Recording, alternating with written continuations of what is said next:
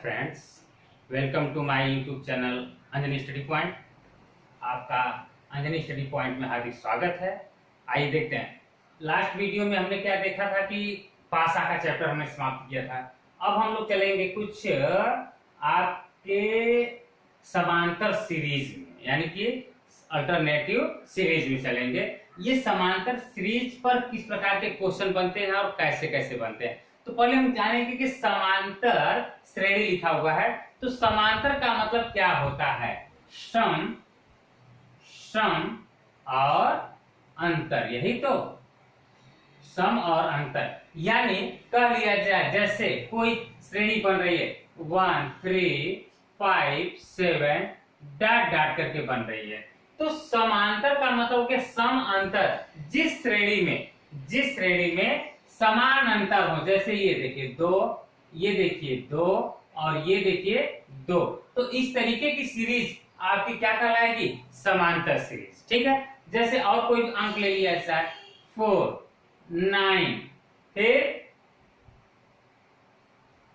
14 ठीक 19, इस तरीके का अगर सीरीज बनती है तो भी देख लिया जाए कितना हो जाता है। ये 5, ये 5, ये 5, और ऐसी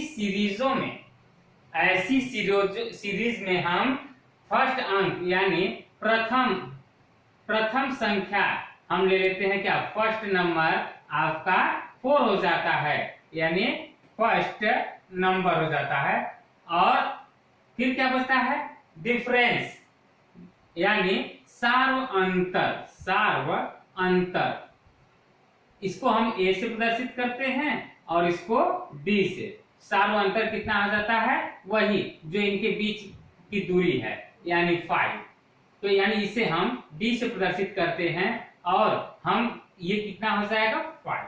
इस तरीके से क्वेश्चन में हम बार बार प्रयोग करेंगे। ठीक है, इसीलिए मैंने आपको पहले इसकी जानकारी दे दी कि समांतर सीरीज में आखिर कैसे ये पहचानते हैं कि ये समांतर सीरीज ही है। ठीक है, तो ये देखिए अब इस पर कैसे कैसे क्वेश्चंस बनते हैं उस पर हम लोग चलते हैं।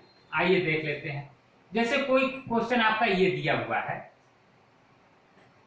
कोई क्वेश्चन दिया 1 3 5 7, अगर ये दिया हुआ है और आपसे पूछ रहा है 75 पदों में 75 दिया हुआ है इस सीरीज में, यानी समांतर श्रेणी में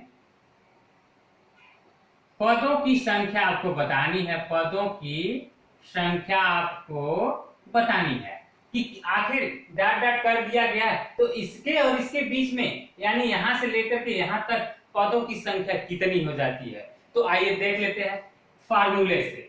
ट्रिक क्या है, ट्रिक क्या बना, Tn equal to a plus n minus 1 into b। अब इसमें ये देखा जाए, पहले तो इसकी पहचान किया जाए। ये क्या है भाई, प्रथम पद, और ये क्या है, सार्व अंतर। क्या है, सार्व अंतर। और ये n क्या है, पदों की संख्या। और ये क्या बन गया आपका, ये क्या हो गया, लास्ट नंबर, यानी कह सकते हैं अंतिम संख्या। ये क्या हो गया, आपका अंतिम संख्या हो गई। तो इसकी सहायता से हम पदों की संख्या यानी ये ज्ञात कर लेते हैं। आइए देख लेते हैं कैसे ज्ञात हो जाता है। तो इस तरीके से हम करेंगे ये। हाँ, इस पर लास्ट नंबर कितना है, 75 रख लीजिए, इक्वल टू ए का मान कितना है भाई 1 प्लस n की वैल्यू आपको निकालनी है -1 इंटू डी का मान कितना है, ये देखिए अंतर 2 का अंतर है ना, तो यहाँ 2 रख दीजिए। ठीक, अब क्या करें, इस 1 को इधर भेजा जाए, 75 माइनस 1 इक्वल टू ये कितना हो जाएगा, n माइनस 1 इंटू 2, यहां लिख दीजिए।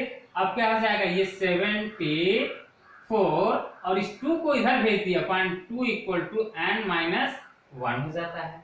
अब क्या करेंगे, 37 और इस 1 को इधर भेज दीजिए, +1 इक्वल टू n, यानी n इक्वल टू आपको मिल गया 38। तो ये पदों की संख्या कितनी हो जाएगी दोस्तों? 38। क्लियर? आगे आइए क्वेश्चन को देखते हैं, दूसरे क्वेश्चन को। जैसे कोई सीरीज आपकी इस टाइप की बन जाती है, दूसरी सीरीज ले लेते हैं हम लोग।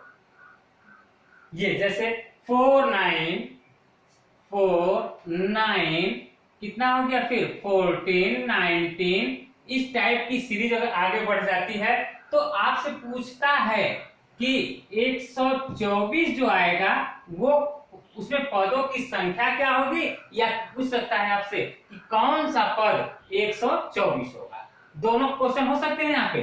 समांतर श्रेणी में हो तो पदों की संख्या ज्ञात कीजिए, या फिर कह सकता है कौन सा पद 124 होगा। दोनों प्रकार से क्वेश्चन पूछ सकता है आपसे, तो आपको कुछ करने की जरूरत नहीं है, ट्रिक आपके सामने रखा रहता है और आप तुरंत, इसमें 124 है तो यहाँ तुरंत 124 और a का मान यहाँ क्या मिल जाएगा दोस्तों, 4 रख दीजिए, प्लस n तो निकालने हैं और d यहां से निकाल लीजिए। d कैसे निकलेगा, 4 5 9 9 5 14 14 5 19, यानी ये जो अंतर आ रहा है यही तो t होता है, तो यहाँ आपका हो जाएगा 5। क्लियर? अब क्या करें, पहले इसको इधर भेज दिया जाए, तो 124 -4 इक्वल टू n -1 इंटू 5 हो जाता है।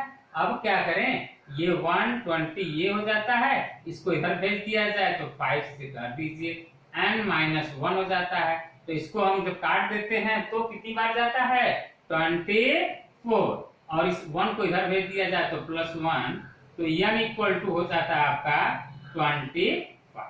पदों की संख्या 25 हो जाएगी। या आपसे कह सकता है कौन सा पद 124 होगा, तो कौन सा पद हो जाएगा, 25वां पद 124 हो जाएगा। क्लियर? अब इसमें हम लोग चलेंगे दूसरे टाइप के क्वेश्चंस देखेंगे, टाइप सेकंड। दूसरे टाइप के हम लोग क्वेश्चन देखते हैं कि सीरीज ना हो तो कैसे क्वेश्चंस बन जाते हैं। इसके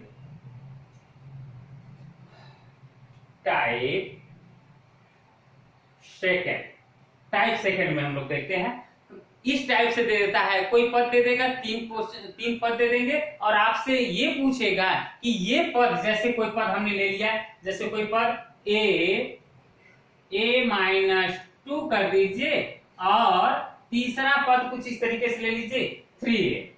ठीक, समांतर श्रेणी में हो, समांतर श्रेणी में हो तो a का मान ज्ञात करना है आपको। तो दोस्तों हमने आपको बताया, अभी समांतर श्रेणी के लिए कोई पद लेना हो तो कैसे लेंगे। समांतर श्रेणी का मतलब होता है कि आगे वाले से पीछे को घटा दीजिए, आगे वाले से पीछे को घटा दीजिए, यही तो होता, तभी तो अंतर निकल के आएगा। तो आइए देख लेते हैं, इधर क्या करें, इसमें से इसको घटा दीजिए, यानी a-2 a-2 -a equal to, यानी इसमें से इसको घटाएंगे और इसमें से इसको घटाएंगे तो दोनों मान बराबर आएंगे, तभी तो आपका समांतर श्रेणी बनेगा। तो इसी तरीके से इसमें से इसको घटा दिया इधर, अब इसमें से इसको घटा दीजिए, यानी 3a -2 कर दीजिए। क्लियर? अब आइए देख लेते हैं, अब इसी को हल कर लीजिए, तो ये क्या मिल जाता है आपका, क्या हो जाएगा, a -2 -a और यहाँ से 3a -a +2।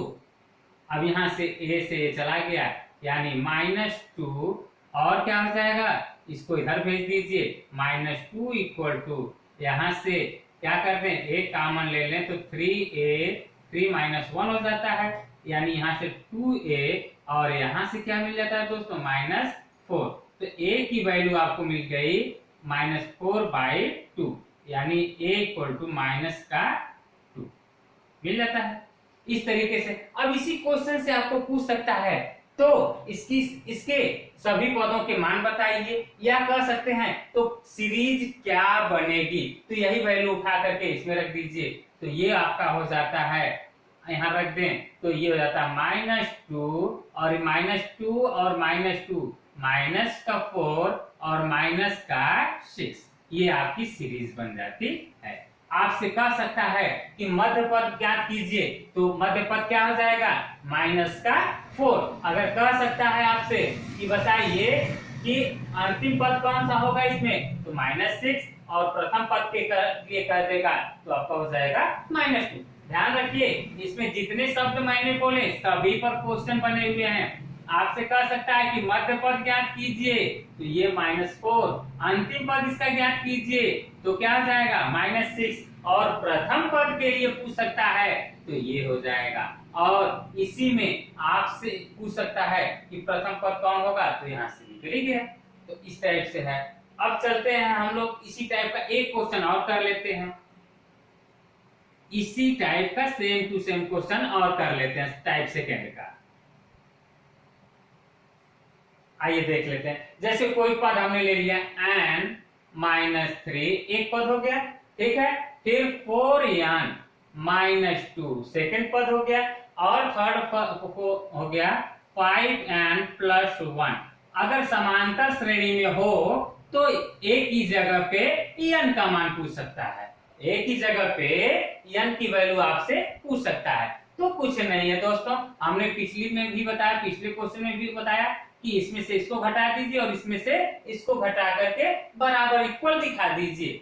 इक्वल अगर दिखा देते हैं तो हो जाता है सॉल्व। तो ये कर दीजिए 4n-2 माइनस, इसमें से इसको घटाने हैं n-3 इक्वल टू, इसमें से इसको घटाइए यानी 5n+1 में से आप ये 4n-2 को घटा दीजिए, बस सॉल्व हो गया।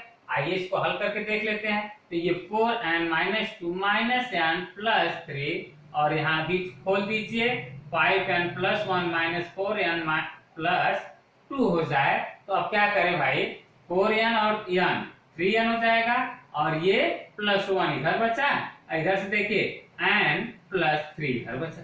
अब क्या करें दोस्तों, इनको इधर ले आया जाए यानी 3n -n, इनको उधर भेजा जाए तो ये हो जाएगा 3 - 1, ये 2n = 2, n = 2/2 = 1। क्लियर। तो इस तरीके से n की वैल्यू क्या मिल जाती है 1। क्लियर। अब इस टाइप से हम चलेंगे अब टाइप थर्ड की तरफ। टाइप सेकंड समझ में आया, दो प्रकार के क्वेश्चंस आपके हो गए। तीसरे प्रकार के क्वेश्चंस में अभी हम लोग चल रहे हैं। टाइप थर्ड में क्या पूछता है, पूछता है कि ए पी में अगर कोई सीरीज समांतर श्रेणी में है तो उनकी तीन संख्याओं का योगफल इतना है और उनका गुणनफल इतना है, तो वो सीरीज क्या होगी, ठीक है, या फिर वो संख्या क्या होगी। इस टाइप के क्वेश्चन करते हैं। तो आइए पहले तो एपी में संख्या पूछ लेते हैं। अगर एपी दिया हुआ है तो उसमें संख्याएं दोस्तों हम कैसे मानते हैं, अगर ऐसा मान लेता है तो a-2, अगर तीन संख्या अगर लेनी है, तीन संख्या माननी हो तो, चार संख्या माननी हो तो, पांच संख्या अगर माननी हो तो अलग अलग संख्या नोट कर लीजिए ताकि मानने में आपको किसी प्रकार की कोई तकलीफ न हो। एपी में होंगी तो इनके मानक कैसे कैसे कर लेते हैं। जैसे तीन संख्या के लिए a-d, a और a+d कर लेते हैं। यानी अगर तीन संख्या एपी में माननी हो तो a-d, a+d हम तीनों संख्याओं को मान लेते हैं इस तरीके से। लेकिन अगर यही चीज चार संख्याएं हो जाएं तो a-3d कर लीजिए। क्या कर ले दोस्तों, ध्यान से देखिए, a-3d और a-d, फिर a+d मान लेते हैं और a+3। क्लियर। तो इस तरीके से हम चार संख्याओं को मान लेते हैं। अगर यही संख्या चार न होकर पांच माननी हो तो क्या करेंगे, ऐसी क्वेश्चंस में a-2d, a-d, a a plus D और a प्लस 2। ये पांचों संख्याएं आप मान लीजिए। यानी AP में यानी समांतर श्रेणी में संख्या मानने के एक अलग रूल्स होते हैं जो आप अपनी मर्जी से नहीं बल्कि इस नियम के अनुसार मान सकते हैं। अगर इस नियम के अनुसार मानेंगे तो ही क्वेश्चन सही होंगे, अन्यथा नहीं होंगे। ठीक है, तो ये संख्याएं आप हमेशा नोट करके रखा करेंगे। ठीक है, अब आते हैं इस पर हम लोग क्वेश्चंस कैसे करेंगे वो चीजें देखेंगे। जैसे क्वेश्चन लिखा हुआ है, जैसे क्वेश्चंस को लिखा हुआ है यहाँ पे कि तीन संख्याएं, मान लीजिए इस टाइप से लिखा हो कि तीन संख्याओं का गुणनफल, तीन संख्याओं का गुणनफल या योगफल, तीन संख्याओं का ऐसे लिखा होगा समांतर श्रेणी में तीन संख्या का योगफल, तीन संख्या का योगफल 27 कर लीजिए और गुणनफल दे दिया रहे, गुणनफल कितना हो जाना चाहिए, कुछ 648 है, तो संख्या ज्ञात कीजिए। इस टाइप का क्वेश्चन पूछ सकता है आपसे।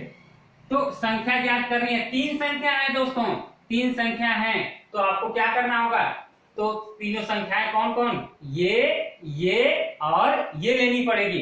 तो इसमें हम लोग मान रखे, पहले क्या करें, योगफल दिया हुआ है इतना, तो हम क्या करें, योगफल पहले निकाल लीजिए। योगफल कितना हो जाएगा, a minus b plus a plus b बराबर 27 इक्वल। ठीक है, तो अब ये योगफल दिया हुआ है तो इसको हल कीजिए यहां से, तो क्या हो जाएगा, d से d चला गया, ये 3a equal to 27, a equal to 27/3, ये कितना हो गया 9, यानी a इक्वल टू आपको मिल गया 9। अब क्या निकालने हैं, अभी भी तो बाकी है, अभी क्या बाकी है कि इन तीनों का गुणनफल भी तो दिया हुआ है, इन तीनों का गुणनफल भी दिया हुआ है। तो आइए देख लेते हैं, क्योंकि d का मान मालूम नहीं है तो इसलिए हम क्या कर देते हैं, गुणनफल यानी a माइनस डी a और a plus d equal to हो जाता है आपका 648। क्लियर, तो आइए देख लेते हैं। यहां से क्या करेंगे भाई, a की वैल्यू हमें मालूम हो गई है कितनी, 9 माइनस डी, ये हो गया 9 माइनस डी और 9 प्लस डी और a को उधर भेज दिया, यानी 6 को ये अपान 9 कर दिया गया। ठीक है, अब यहां से क्या निकलेगा दोस्तों, यहां से आपको कुछ अलग नहीं करने हैं बल्कि a square minus b square का फार्मूला लगा दीजिए, यानी a प्लस बी और a minus b equal to क्या होता है, a square minus b square. तो यहाँ 9 9 जा हो जाएगा 81 minus b square equal to ये हो जाएगा आपका, यहां से रख लेंगे मान, यहां से मान रखिए कितना आ गया 648/9। ठीक, अब क्या करें, इस 81 को या इसी को इधर उठा ले आया जाए, 81 minus 648/9 equal to d square. यहां से आपको डी का मान मिल जाएगा। क्लियर, ठीक है, तो इस तरीके से यहां से आप डी का मान निकाल सकते हैं। तो इस तरीके से आपको सीरीज मिल जाएगी, ए और बी में रखने पर यहां मान रख देंगे तो आपको पूरा का पूरा वैल्यू मिल जाता है। ठीक है, तो इस तरीके से क्वेश्चन है। एक क्वेश्चन इस टाइप का और ले लेते हैं हम लोग, एक क्वेश्चन को इस टाइप का और ले लेते हैं कि योगफल इतना हो तो और गुणनफल इतना हो तो सीरीज कैसी बननी चाहिए, आइए देख लेते हैं। जैसे यहाँ पे योगफल दिया हो 30, योगफल क्या दिया हो 30 और गुणनफल भी दिया हो कितना 910 यानी 910, तो संख्या आपको ज्ञात करनी हो तो योगफल के लिए a minus b plus a plus d कर देते हैं, ये 30 हो जाता है और यहां से आप a की वैल्यू निकाल लेंगे, यानी a minus b plus a plus d equal to 30। अब क्या होगा, d से d चला गया यानी 3a इक्वल टू 30, तो a इक्वल टू कितना हो गया 30/3, यानी a इक्वल टू 10 मिल गया। अब यही वैल्यू उठा करके गुणनफल में रखा जाए, यानी ये हो गया आपका a minus d a plus D, तो यहां से आपका 9 10 हो गया। अब मान रख लीजिए यहां से a square minus d square यहां से हो जाता है, a को उधर भेज दीजिए, यानी 910/10 ये इससे चला गया। ठीक है, अब यहां से रखिए a की वैल्यू 10, यानी 100 minus d square equal to 91। अब क्या कर दे दोस्तों, इसको उधर भेज दीजिए, उसको इधर, यानी 100 minus 91 equal to d square, यानी डी की वैल्यू आपको मिल जाती है कितना 9 स्क्वायर यानी 9, और डी की वैल्यू आपको 3 मिल जाती है। अब आपको सीरीज अगर लिखने के लिए कह दिया जाए, अगर सीरीज लिखने के लिए कह दिया जाए तो a माइनस डी, यानी ये कितना मिल जाएगा 7, कॉमा a का मान कितना हो गया 10, कॉमा a प्लस डी यानी 10 प्लस 3 कितना 30, यही आपकी सीरीज मिल जाती है। तो इस तरीके से आपकी समांतर श्रेणी से सभी प्रकार के यानी सभी टाइप्स के क्वेश्चन हमने दोस्तों करा दिए, और इसके बाद अगला वीडियो आपके लिए रहेगा गुणोत्तर श्रेणी। ठीक है।